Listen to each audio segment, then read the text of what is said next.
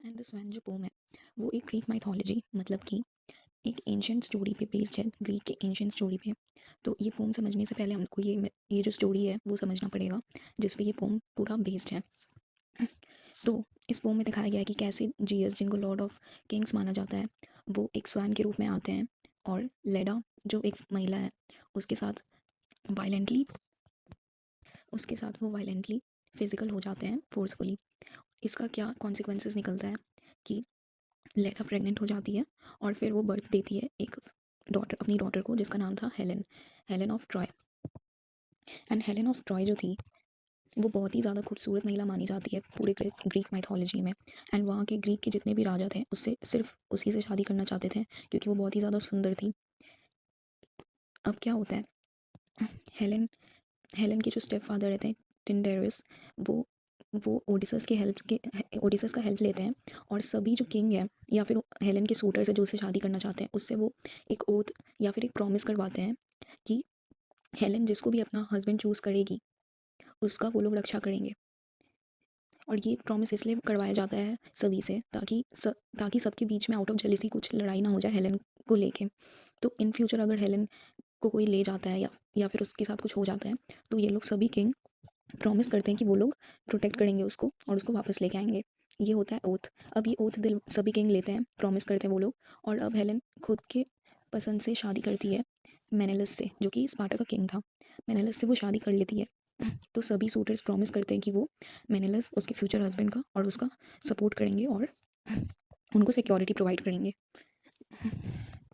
अब क्या होता है, ट्रोजन का एक प्रिंस रहता है जिसका नाम है पेरिस। वो जब आता है स्पार्टा में तो वो देखता है हेलेन को और उसको हेलेन बहुत पसंद आती है। अब वो क्या करता है, उसको हेलेन इतनी खूबसूरत लगती है वो हेलेन को किडनैप कर लेता है। अबडक्शन मतलब उसको किडनैप करके ले जाता है कहाँ पे, अपने सिटी मिसेनी में ले जाता है। वो उसको किडनैप करके ले जाता है ट्रॉय में, सिटी ऑफ ट्रॉय। अब क्या होता है, अब हेलेन को वापस लाने के लिए मेनेलस किसका हेल्प लेते हैं, अपने सभी ग्रीक सोल्जर्स और किंग्स का हेल्प लेते हैं क्योंकि वो किंग लोग उनको प्रॉमिस किए थे कि वो हेल्प करेंगे ऐसा कुछ फ्यूचर में होगा। तो वो लोग सभी लोग हेल्प करने के लिए आगे आते हैं। और एगमेम्नन जो है वो मेनेलस का बड़ा भाई रहता है और मिसनी सिटी का बहुत बड़ा लेजेंडरी किंग रहता है। और वही है जो ये सभी कुछ हैंडल कर रहा था वॉर के दौरान, ट्रोजन वॉर के दौरान। और हेलेन को वापस लाने में इसका बहुत बड़ा हाथ रहता है। अब क्या होता है, अब क्या होता है, एगमेम्नन वॉर के लिए निकलते हैं, सब कुछ रेडी रहता है, जहाज रेडी रहता है, सभी सोल्जर्स रेडी रहते हैं, सब कुछ रेडी रहता है और वो वॉर के लिए निकलते हैं। लेकिन बीच में क्या होता है, जंगल में उनको एक हिरन दिखता है जिसको वो मार देते हैं। मतलब वो हंटिंग कर रहे थे तो वो उसको मार देते हैं हिरन को। अब क्या होता है, गॉडेस आर्टेमिस जो थी वो उससे नाराज़ हो जाती है क्योंकि यहाँ पे गॉडेस आर्टेमिस कौन है, गॉडेस आर्टेमिस जो कि इस पिक्चर में दिख रहा है, इनको गॉडेस ऑफ हंटिंग कहा जाता है। वो वाइल्ड नेचर जो होता है जंगल में उसको प्रोटेक्ट करती है, मून की गॉडेस कहलाती हैं। एंड इनको मिस्ट्रेस ऑफ एनिमल्स कहा जाता है और साथ ही साथ यंग गर्ल्स का भी प्रोटेक्शन करती हैं एंड एनिमल्स का भी। तो इसमें क्या होता है, गॉडेस आर्टेमिस ये सब देख के बहुत नाराज़ हो जाती है और एगमेम्नन के जहाज़ को वो क्या करती है, हवा रोक देती है ताकि उसका जहाज़ ना जा पाए वॉर के लिए। तो अब क्या होता है, एक फोरटेलर जो कि प्रेडिक्शन करता है वो बोलता है कि अगर तुमको वॉर में जाना है तो अगर तुम चाहते हो तुम्हारा हवा फिर से वापस आ जाए तो तुमको गॉडेस आर्टेमिस को अपनी खुद की बेटी को तुमको सेक्रीफाइस करना पड़ेगा, उसका बलि देना पड़ेगा। और एगमेम्नन की बेटी कौन थी, इफिजेनिया। इसकी बेटी थी इफिजेनिया जिसको कि वो मार देता है, सैक्रिफाइस कर देता है गॉडेस एटमिस के लिए, उनके सामने सैक्रिफाइस कर देता है। और फिर उसको अलॉयंस मिल जाता है, हवा वापस आ जाती है और फिर वो वॉर में जाता है। अब एक बहुत ही बड़ा वॉर स्टार्ट होता है ग्रीक्स और सिटी ऑफ ट्रॉय के बीच में। क्यों स्टार्ट होता है, हेलेन को वापस लाने के लिए क्योंकि उसको पेरिस जो ट्रॉय का प्रिंस था वो किडनैप करके ले गया था। तो उसको वापस लाने के लिए ग्रीक्स और सिटी ऑफ ट्रॉय के बीच में बहुत ही ज़्यादा बड़ा वॉर चलता है जो कि कम से कम 10 साल तक चलता है। और इस पिक्चर में आप लोग देख रहे होंगे कि एक हॉर्स दिख रहा है, ये एक वुडन हॉर्स रहता है बड़ा सा। और जब वॉर खत्म होने वाला रहता है तो लास्ट में इस वुडन हॉर्स के अंदर सभी ग्रीक सोल्जर्स छुपे हुए थे और ये सभी लोग बाद में हमला कर देते हैं, अटैक कर देते हैं ट्रॉय सिटी के अंदर। और इसी के बाद किसका जीत होता है, ग्रीक लोग जीत जाते हैं, एगमेम्नन जीत जाता है जो कि ये वॉर लड़ रहा था। अब क्या होता है, एगमेम्नन वापस आता है अपने सिटी, कहाँ का राजा था वो, मिसिनी का। अब वो अपने सिटी में वापस आता है तो उसकी वाइफ जो थी वो बहुत साल से इंतज़ार कर रही थी रिवेंज लेने के लिए। उसकी वाइफ कौन थी, क्लितमेस्ट्रा। तो उसकी वाइफ जो थी बहुत साल से रिवेंज लेने के लिए इंतज़ार कर रही थी क्योंकि उसको पता चल गया था कि वो अपनी बेटी इफिजेनिया को, अपनी बेटी को वो मार दिया था वॉर लड़ने के लिए। तो वो उसी स्वॉर्ड से, जिस तरह से वो अपनी बेटी को मारा था, वैसे ही वो अपने हस्बैंड को अपने लवर के साथ मिलके मार देती है वॉशरूम में। ये इसका लवर रहता है साथ में, एगेस्थस, इसके साथ मिलके ये अपने हस्बैंड को मार देती है लास्ट में, और एगमेम्नन का डेथ हो जाता है।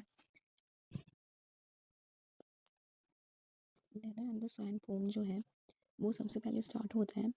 इसमें क्या होता है, जियस जिसको गॉड ऑफ सुप्रीम गॉड माना जाता है ग्रीक माइथोलॉजी में, उनका उनको जुपिटर भी कहा जाता है। तो वो उनको लेडा बहुत पसंद आती है, बहुत अच्छी लगती है। तो वो लेडा से मिलने के लिए एक स्वैन का रूप लेते हैं, एक स्वैन के फॉर्म में आते हैं इस तरह। और अब क्या होता है, a sudden blow, Leda and the swan, a sudden blow, the great wings beating still above the staggering girl, her thighs pierced by the dark webs, her nape caught in his bill, he holds her a helpless breast upon his breast। तो ये जो pome है पूरा 14 lines का poem है, जिसको हम लोग सोनेट भी कहते हैं। तो इसके पहले लाइन में बोला गया है, a sudden blow, the great wings beating still above the staggering girl, her thighs kissed. तो यहाँ पे जो पोम स्टार्ट हो रहा है वो बहुत ही ज़्यादा ड्रामेटिक सीन के साथ स्टार्ट हो रहा है, जिसमें बोला जा रहा है कि बहुत ही अचानक तरीके से एक वायलेंस होता है। किसके साथ हो रहा है, उस लड़की के साथ, लेडा के साथ एक वायलेंस हो रहा है। ग्रेट विंग्स मतलब जो स्वैन है उसका जो बड़ा बड़ा पंख है वो उस गर्ल को पूरा दबोच लिया है। स्टैगरिंग गर्ल मतलब वो बहुत ही ज़्यादा हेल्पलेस फील कर रही है। हर थाइस केयर्स, और उसका जो स्वैन है वो उसके थाइस पे टच हो रहा है, मतलब वो बहुत ही ज़्यादा हेल्पलेस फील कर रही है, अनसेफ फील कर रही है, और बहुत घबरा जाती है क्योंकि उसके साथ ये सब बहुत अचानक से होता है, सब कुछ बहुत सडनली होता है और फोर्सफुली होता है। By the dark webs her nape caught in his bill, he holds her helpless breast upon his breast. By the dark webs का मतलब है स्वैन का जो बड़ा बड़ा पंख होता है उसको डार्क वेब्स कहा गया है। डार्क वेब्स इसलिए कहा गया है क्योंकि वो बहुत ही ज़्यादा अनसेफ है लेडा के लिए। हर nape caught in his bill, nape मतलब गला का जो पीछे वाला हिस्सा होता है उसको नेप कहते हैं। तो लेडा का जो नेप है वहाँ पे वहाँ पे स्वैन अपने बीक से पकड़ लेता है उसको। ही holds her helpless breast upon his breast, और उसको अपनी तरफ खींच लेता है ज़ोर से, मतलब उसका ब्रीस्ट और स्वैन का ब्रीस्ट एक साथ मिल जाता है, जिससे कि लेडा बहुत ही ज़्यादा घबरा जाती है और हेल्पलेस फील करती है क्योंकि उसके साथ ये सब फोर्सफुली किया जा रहा था। How can those terrified wake fingers push the feathered glory from her loosening thighs.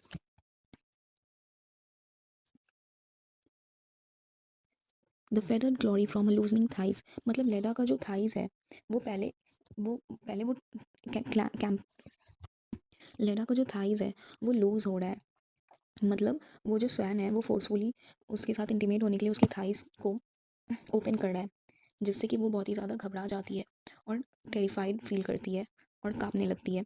And how can body laid in that white rush but feel the strange heart beating where it lies. How can body, तो अब क्या होता है कि लेडा का जो पूरा body है वो वाइट रश के अंदर है। वाइट रश मतलब स्वैन का जो पंख है, बॉडी है, वो पूरा, वो लेडा की बॉडी को पूरा तरीके से कवर कर चुका है, फोर्सफुली पकड़ पकड़ के रखा हुआ है।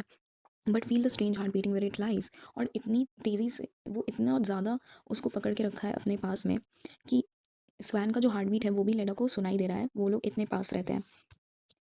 A shudder in the loins engenders there the broken wall, the burning roof and tower, and Agamemnon dead, being so caught up, so mastered by the brood blood of the air. Did she put on his knowledge with his power before the indifferent beak could let her drop? शडर in the lion's मतलब शडर मतलब कुछ movement होना, and lion's मतलब जो एक private part होता है female का, जो कि सेक्सुअल एक्टिविटीज़ में यूज़ होता है या इंटीमेसी में। तो क्या होता है उसी जगह पे एक मूवमेंट होता है, वो जो ऑर्गन होता है फीमेल का वहाँ पे उसको एक मूवमेंट फील होता है, और बहुत फोर्सफुली होता है उसके साथ ये सब, एक काइंड ऑफ रेप होता है उसके साथ, जिसका क्या रिजल्ट निकलता है, एनजेंडर्स देयर। एनजेंडर्स मतलब जिसका रिजल्ट होता है कि 9 महीने के बाद मतलब वो प्रेग्नेंट हो जाती है। जिस और इस वायलेंट एक्ट की वजह से जो भी इतना वायलेंस हुआ उसके साथ, इतना जो रेप हुआ, इतना वायलेंट, मतलब जो कि बहुत अचानक से हुआ बिना उसके कंसेंट के, उसके साथ ये सब जो किया गया उसका बहुत बड़ा कॉन्सिक्वेंसेस फ्यूचर में निकलता है। जैसे कि ब्रोकन वॉल, मतलब पूरा ग्रीक सिटी में इतना बड़ा बदलाव आता है, पूरा वॉर होता है, फिर एगमेम्नन का डेथ होता है, जो कि हम लोग पहले समझ चुके हैं story. So mastered by the brute blood of the air did she put on his knowledge with his power before the indifferent beak could let her drop. Mastered by the brute blood of the air का मतलब है, brood blood किसको कहा गया है, swan को कहा गया है। तो वो मास्टर मतलब वो स्वैन के स्वैन से इतना ज़्यादा दब चुकी है, स्वैन उसको इतनी ज़ोर से पकड़ के रखा है, दबोच के रखा है कि वो पूरा डर चुकी है, और नीचे put on his knowledge with his power. तो यहाँ पे जो पोएट है विलियम बटलर ईट्स, ये जो पोएट है वो सोचता है और वो पूछ रहा है कि क्या जब वो उसके इतनी क्लोज प्रॉक्सिमिटी में थी वो स्वैन के साथ, और स्वैन कौन है, जीएस है, सुप्रीम गॉड है, तो क्या वो इस क्लोज प्रॉक्सिमिटी की वजह से उस स्वैन का, उस जीएस का नॉलेज और पावर गेन कर पाई अपने अंदर। तो ये पोएट का सवाल रहता है। Before the indifferent beak could let her drop, indifferent beak, swan के बीक को कहा गया है इंडिफरेंट, इसलिए कहा गया है क्योंकि वो जो स्वैन है, वो जो गॉड स्वैन का फॉर्म लेके आए हैं, सुप्रीम गॉड ऑफ मिथ, तो उनका जो इंडिफरेंट बीक है, मतलब उनके अंदर इनडिफरेंट, मतलब उनके अंदर कुछ भी कंसर्न नहीं है लेडा को लेके, उनको कुछ भी परवाह नहीं है। तो इस पोएम में ये बताया गया है कि इस वायलेंट एक्ट की वजह से बहुत ही ज़्यादा हिस्टोरिक चेंजेस आता है फ्यूचर में, बहुत ही ज़्यादा कॉन्सिक्वेंसेस देखना पड़ता है, जो कि हम लोग पढ़ चुके हैं ग्रीक माइथोलॉजी के बारे में, कि कैसे हेलेन का बर्थ इस वायलेंट एक्ट में होता है, और हेलेन के बर्थ के बाद उसी तरह वायलेंस के साथ एक ट्रोजन वॉर होता है, फिर एगमेम्नन का डेथ होता है, और all because of this intimate, violent intimate scene.